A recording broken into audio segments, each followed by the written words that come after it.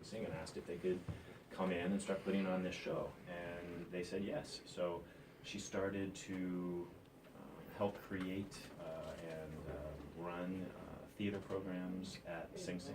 At first it was called I think it was called the Prison Theater Workshop. Mm. And then after a couple of years, something interesting happened where the men who were participating, they started saying, wait a minute, something's going on here more than that we're just putting on a show.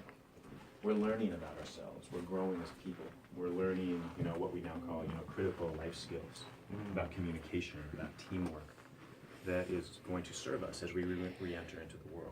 And so they actually named the program Rehabilitation Through the Arts. So it came from the men themselves.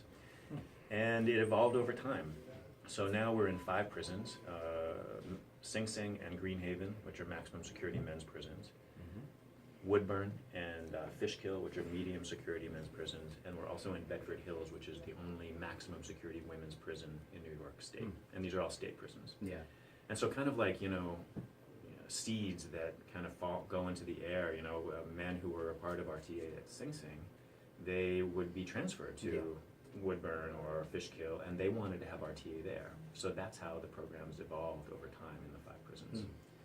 And so we have a whole variety of programs. I mean, I guess I could just talk about what we've got cooking right now. Yeah, let's give a shout out to the brothers over at Woodburn, because I definitely was introduced to this program because of one of the brothers there who we know all too well.